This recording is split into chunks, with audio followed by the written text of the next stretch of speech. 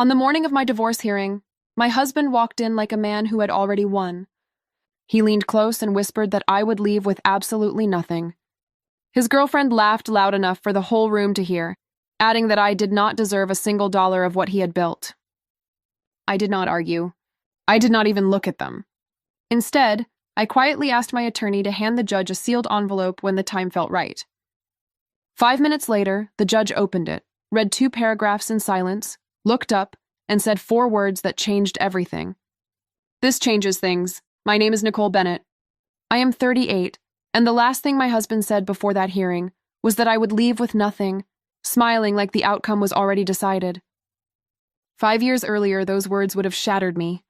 That morning, they barely made me blink, because I already knew something he did not know I knew. To understand why, you have to go back almost 15 years to when this story began. I met Marcus when we were both 23. He had enormous dreams and almost no money. I had a steady accounting job and enough hope for the both of us. He wanted to build his own technology company, and everyone said it was too risky. I never said that. I believed in him. 2 years later, we married, agreeing that I would provide stability while he built the business, and once it succeeded, we would enjoy everything together as equal partners. The first 3 years were brutal. Some months, the company earned almost nothing, and there were nights Marcus came home ready to quit. I sat with him at our kitchen table, poured him coffee, and reminded him why he started. We would get through it, I told him, and somehow we always did. I worked overtime nearly every week. My paycheck covered the mortgage, groceries, and insurance, and even some of the company's early expenses when investors walked away. I postponed graduate school. I skipped vacations. Every sacrifice felt worth it because Marcus always said the same thing afterward. One day, all of this will belong to both of us. I believed every word, then everything changed almost overnight. In the company's 7th year, one product became an unexpected success, and within 18 months, the business had expanded across 3 states. Interviews, awards, magazine features. At first, I felt only pride. Then success began quietly changing him. He stopped asking about my day. He hired assistants for work, yet still expected me to run everything at home. When I brought up returning to graduate school, he barely looked up from his phone and asked why, since I did not need another degree in his opinion. Piece by piece, the partnership we had built started disappearing. Business trips grew frequent, weekend plans were canceled without notice, and every concern I raised was brushed aside as me overthinking things. I wanted to believe him.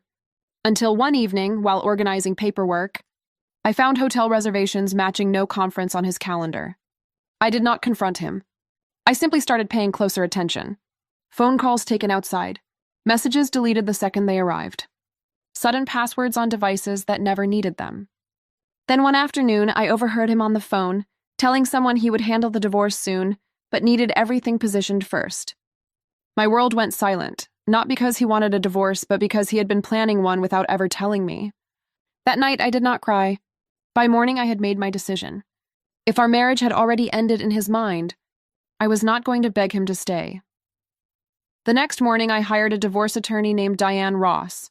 When she saw the folder I brought, nearly 3 inches thick with bank statements, tax returns, emails, and receipts dating back a decade, she looked stunned that I had kept it all. I told her I had always believed paperwork tells the truth, even when people refuse to. Over the following weeks, Marcus hired one of the city's most expensive legal teams, and mutual friends began warning me he was telling everyone how the divorce would end, insisting I would never touch a penny of a company he built entirely alone. I simply thanked them, and never once defended myself out loud. The truth does not need anyone to shout it. The morning of the hearing, I told Diane I was done fighting and finally ready for the truth. Marcus walked in wearing a tailored suit, and seated confidently in the gallery was the same woman from those hotel reservations. She caught my eye and smiled. Marcus leaned toward me and said I should have settled when he offered. I said nothing. As the judge entered, I quietly handed Diane the sealed envelope, asking her to give it to him at the right moment. The room fell silent as the judge took his seat. Marcus's attorney argued that Marcus built the business entirely through his own vision, and that his wife made no meaningful contribution, asking the court to recognize the company as his separate achievement. Marcus glanced at me with a cold, faint smile. Diane calmly walked to the clerk's desk and handed over my envelope, calling it a chronological summary of documented financial support already in discovery. The judge began to read. His eyes moved down the first page, then the second. He stopped, went back, and read one paragraph again before asking if I had organized these records myself. I confirmed that I had. The pages held only dates and facts.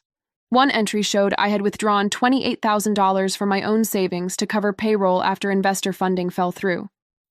Another showed I had refinanced my vehicle to free up household income for the business. A third showed I had postponed graduate school so Marcus could focus entirely on growth.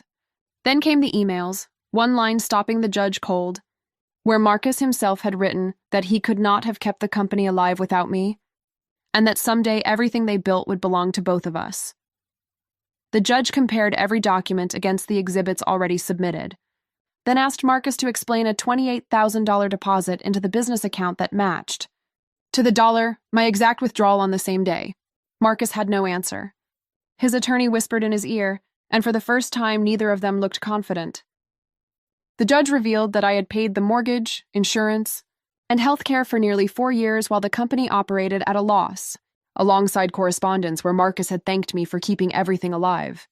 He asked if those statements had been true when written. Marcus hesitated and his attorney requested a recess.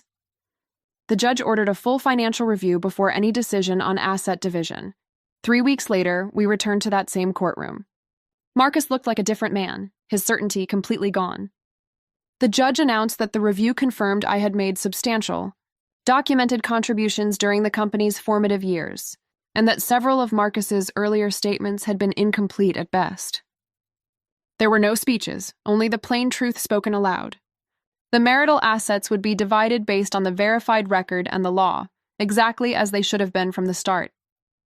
As people left, Marcus stayed seated. When it was just the two of us, he admitted he had been wrong, that he convinced himself he built everything alone because it was easier than admitting how much he depended on me. I told him I never helped him for 15 years because I wanted credit. I helped because I loved him.